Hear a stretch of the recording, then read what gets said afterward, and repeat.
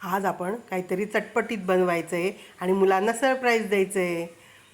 त्यासाठी मी बनवणार आहे कांदा कचोरी आणि त्यासाठी मी मैदा घेतला आहे. मैद्यात छान तेलाचं मोहन द्यायचं मूठ वळेस्तोपर्यंत आणि छान घट्ट पण नाही आणि सर पण नाही, छान मीडियम भिजवायचं आणि आपण गोळा आता झाकून ठेवूया आणि कांदा मस्त बारीक चिरून घेऊया आणि आपण कढई तापायला ठेवूया आणि त्याच्यात जिरं आणि धणे छान शेकून घेऊया आणि नंतर ते जाडसर काढून घेऊया. आलं पण किसून घ्यायचं. कढई तापायला ठेवायची, त्यात तेल टाकायचं. तेलामध्ये पहिल्यांदा आपण जे जाडसर काढले ते टाकायचं. मग हिंग, हळद, तिखट टाकायचा, छान तेलामध्ये परतवून घ्यायचं. मग नंतर त्याच्यात कांदा टाकून परत परतवून घ्यायचं. थोडीशी वाफ आणायची, अर्धवटच शिजवायचा कांदा.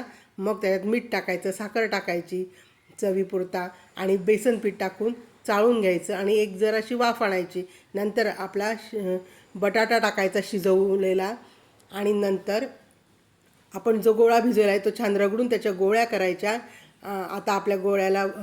आता आपल्या सारणाला वाफ आलेली आहे आणि आता गोळे झाले तर आपले सगळे करून आता थोडेसे लाटून घ्यायचे आणि ते सारणाचा गोळा त्याच्यात टाकून कचोरी बनवायची.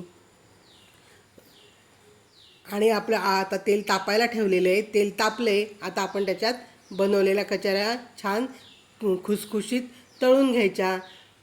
आपल्या कचोऱ्या झाल्या तळून, बघा किती खस्ता आणि छान भरपूर सारणाच्या आहेत. आता आपण खायला घेऊया, त्याच्यात दही टाकूया, चिंचगुळाचं पाणी टाकूया. Bye bye.